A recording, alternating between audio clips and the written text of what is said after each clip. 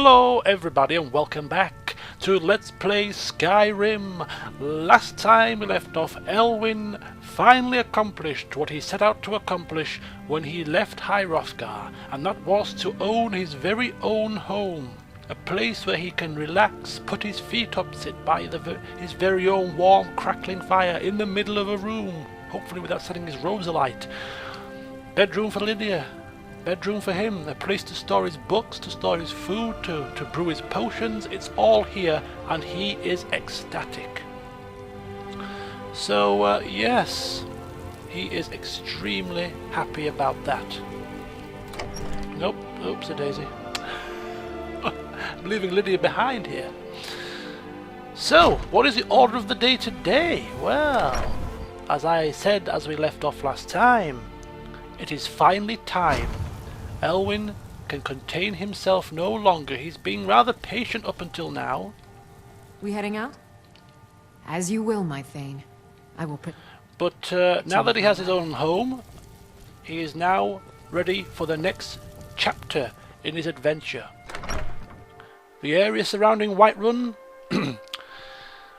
to his knowledge, does not hold any more magical teachers, any more magicians, wizards, anyone that can help him advance his own magical ability, and therefore, as a result of that, he is going to take the advice of many people in the inns that have said to him, head to the College of Winterhold if you want to learn about magic. Farengar's told us about 50 times, if you've got the aptitude, go to the damn college. Well, we're going now, finally. Elwynn can't wait. So, in preparation for his trip, he is bringing a few bare essentials. £158 worth of bare essentials. He's brought, importantly of all, some books that he will be interested in reading, just in case he gets the time to do so. He's brought some ingredients, in fact all of the ingredients that he's got, because he's of the opinion that in the college there may be opportunities for him to brew potions, so he's going to bring everything he can to assist in that. He's got some emergency food supplies, some Alto wine, because we know he loves wine, some apple pie, delicious, and his favourite cheeses, not to mention a few other bits and bobs. And yes, potions. I've sold most of the potions that I just made off camera last time. So as you can see, I now have 2,366 gold pieces, which is more than I ended up with last time, so we're looking good in the old gold front. And he's brought a few, more than a few potions, just to cover every eventuality. One can never be over prepared. And so he is ready for the trek. And you heard me right, I did say the trek. Now I am well aware there is a carriage that will take me all the way over to the College of Winterhold.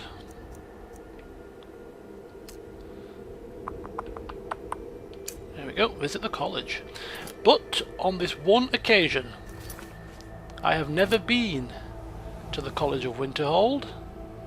I have never been up in this direction of the map, and therefore, at least for this one time that I'm going to go over here for the first time, I am going to experience it on foot. Experience the trek, the locations, the sights, the sounds, the smells, the wildlife, everything. And we are going to do that. It's going to be almost like a pilgrimage. It's Elwynn's pilgrimage to his magical advancement, and he's going to enjoy every single step of it. You betcha. So that is going to be why he is walking to the Winterhold. Once we've walked there once from Whiterun, we will take the carriage from any point in the future. That won't be a problem. But for this first time, we shall be going it on foot. So Lydia's got her walking shoes on, Elwynn's got his walking shoes on, and we're good to go. Now it is 4 in the morning, well it was when we set off. It's now 5:33. Yesterday, after brewing his potions, Elwynn came down with a wee bit of disease. Rock joint. he ended up with rock, for some reason, I don't know how he contracted it, but he ended up with a bout of rock joint, and yes, he ended up spending most of the day laid up in bed, recovering from his wounds, Lydia mopping his brow, sipping on a cure disease potion, and eventually he was right as rain this morning for his trip. Thankfully, right as rain for his trip. What thanks does he give Lydia for tending to him when he was in his hour of need? He leaves her behind. Leaves her trying to catch up. Anyway, so that was how he spent his day yesterday. But he woke up this morning feeling much better. The potion doing its trick. He's refreshed. As I say, he has his rations, he has his books, and he's ready to make that trip to the College of Winterhold on foot for the very first time. So whilst we walk through lands that we have explored before, Elwynn will recall the story that he read last night. And that was... let me remind... Immortal Blood. Here it is. Immortal Blood. Helping him to drop off to sleep and forget about his aches and pains. He did read Immortal Blood. Which way are we going? All new. I think we should go past the bridge. So whilst we trek through parts that we have explored before, listen to Elwynn's recall of Immortal Blood. The moons and stars were hidden from sight, making that particular quiet night especially dark. The town guard had to carry torches to make their rounds, but the man who came to call at my chapel carried no light with him. I came to learn that Morvarth Piqueen could see in the dark almost as well as the light. An excellent talent, considering his interests were exclusively nocturnal. One of my acolytes brought him to me, and from the look of him, I at first thought he was in need of healing. He was pale to the point of opalescence, with a face that looked like it had once been very handsome before some unspeakable suffering. The dark circles under his eyes bespoke exhaustion, but the eyes themselves were alert, intense, almost insane. He quickly dismissed my notion that he himself was ill, though he did want to discuss a specific disease. Vampirism, he said, and then paused at my quizzical look. I was told that you were someone I should seek out for help understanding it. Who told you that? I asked, with a smile. Tessina Grey. I immediately remembered her, a brave, beautiful knight who had needed my assistance separating fact from fiction on the subject of the vampire. It had been 2 years, and I had never heard whether my advice had proved effective.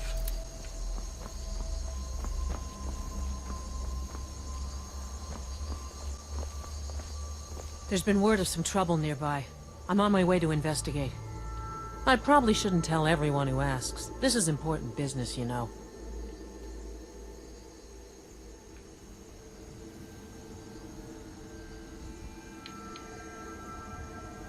No, I think I got this one. Thanks, though. You've spoken to her? How is her ladyship? I asked. Dead, Morvarth replied coldly, and then, responding to my shock, he added, to perhaps soften the blow. She said your advice was invaluable, at least for the one vampire. When last I talked to her, she was tracking another. It killed her. Then the advice I gave her was not enough, I sighed. Why do you think it would be enough for you? I was a teacher once myself years ago, he said. Not in a university, a trainer in the Fighters Guild. But I know that if a student doesn't ask the right questions, the teacher cannot be responsible for his failure. I intend to ask you the right questions. And that he did. For hours he asked questions, and I answered what I could, but he never volunteered any information about himself. He never smiled. He only stood at me with those intense eyes of his, committing every word I said to memory. Finally, I turned the questioning around. You said you were a trainer at the Fighters Guild. Are you on assignment for them? No, he said curtly, and finally I could detect some wariness in those feverish eyes of his.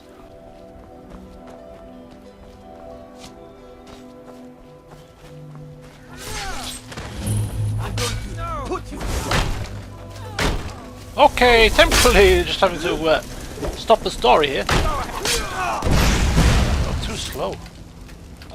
Stumbling across a keep. Go cast your fancy magic someplace else. I tried to help you. What the hell are you being so bloody miserable for? I would like to continue this tomorrow night if I could. I need to get some sleep and absorb this. You sleep during the day? I smiled. To my surprise he returned the smile, though it was more of a grimace. When tracking your prey, you adapt their habits.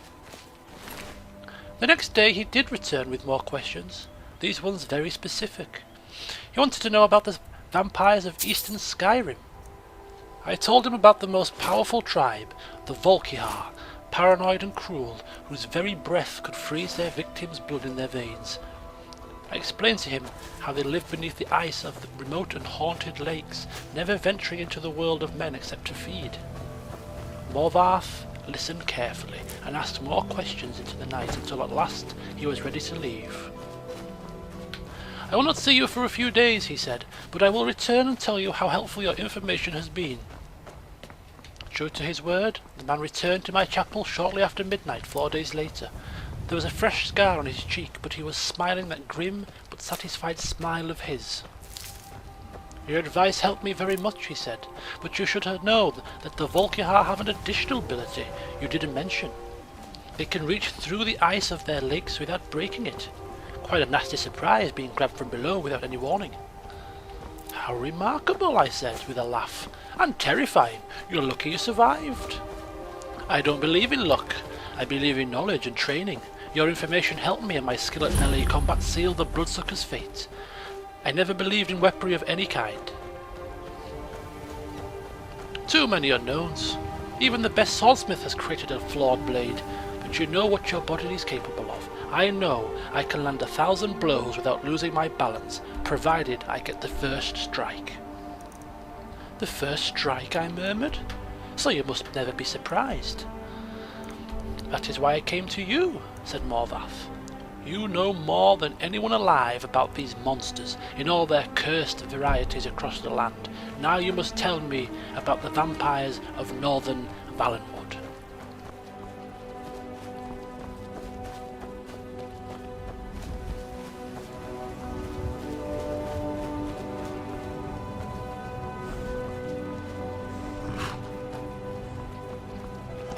Okay.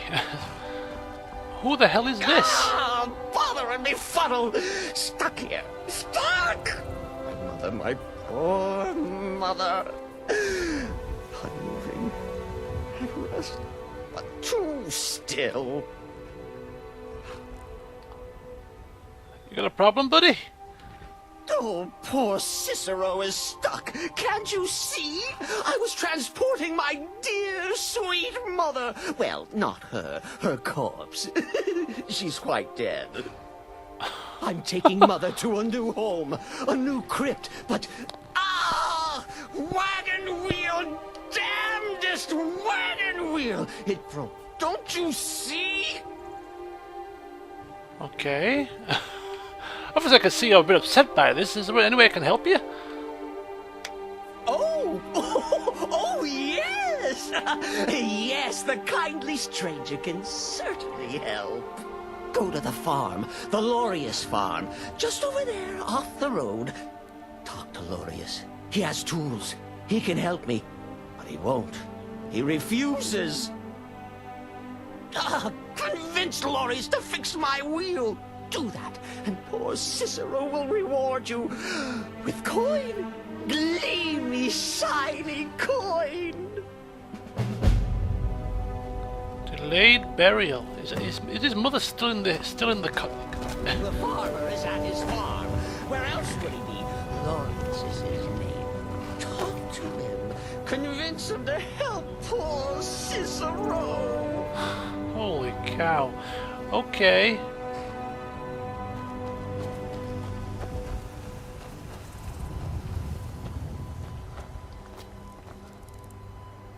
Well, we can't leave this poor man stranded, so yeah, we'll just see what we can do about his wheel. Okay, so Mr. Cicero then, he needs some help apparently. His wheel has fallen off his cart, and his mother is in that box. His mother's corpse, at least. Can't leave them there stranded in the road. So let's speak to Laureus.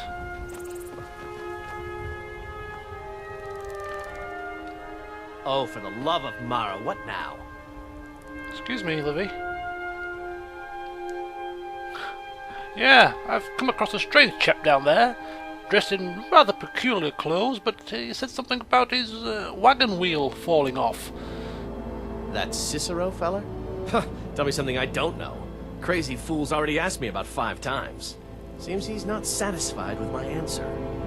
Why can't he just leave us alone? I'm sure he probably would leave you alone. If you help him with his wheel. Maybe he'll pay you. Pay me? You think this is about money? Have you seen the man?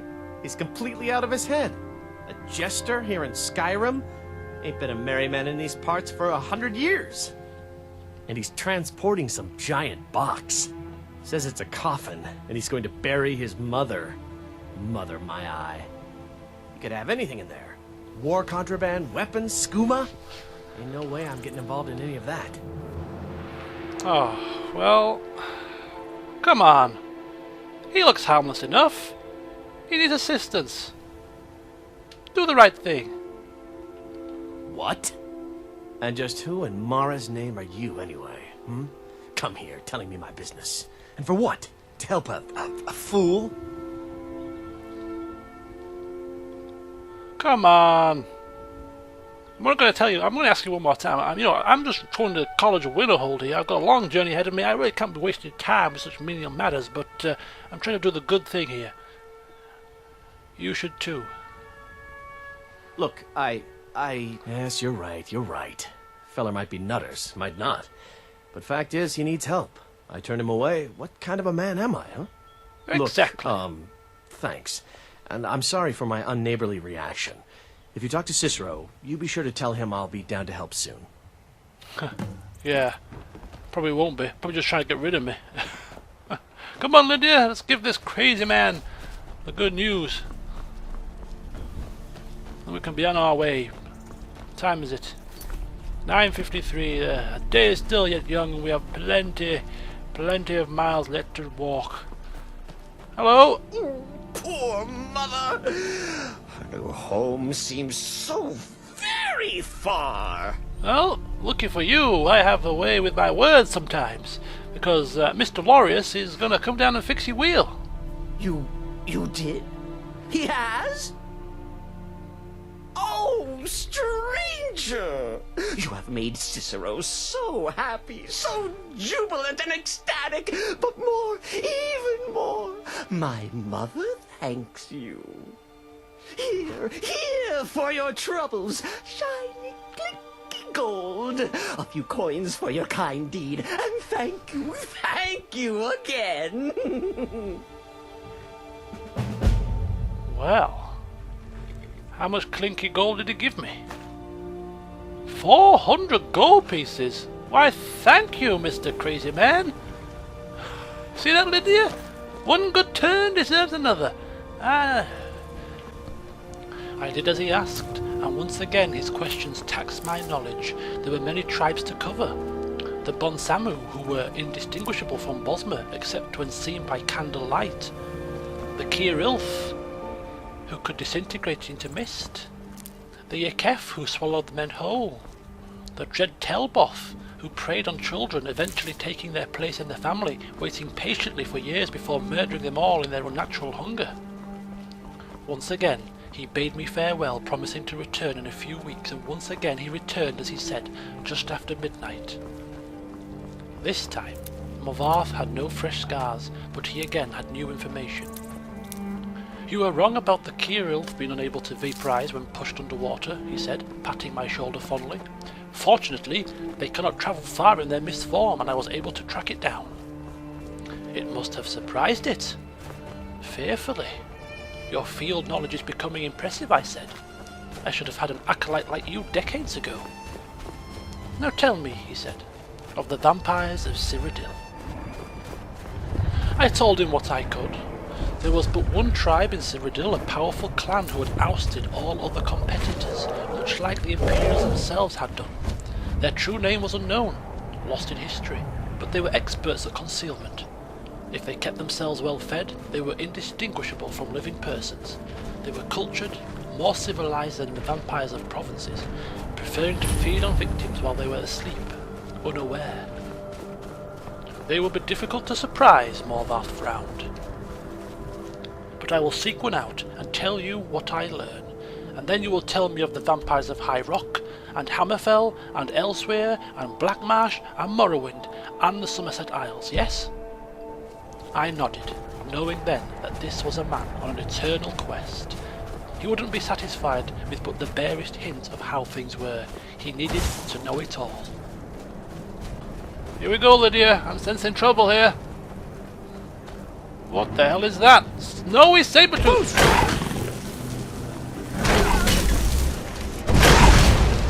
Oh boy. Oh, come on, Stibbit. Lydia! Woo! That almost touched me, man. You gotta work on your protections. A healing spell. Are you a priest? There you go. Feeling better already, aren't you? He did not return for a month, and on the night that he did, I could see his frustration and despair, though there were no lights burning in my chapel. I failed, he said, as I lit a candle. You were right. I could not find a single one. I brought the light up to my face and smiled. He was surprised, even stunned, by the pallor of my flesh, the dark hunger in my ageless eyes, and the teeth. Oh yes, I think the teeth definitely surprised the man who could not afford to be surprised. I haven't fed in 72 hours, I explained, as I fell on him. He did not land the first blow, or the last.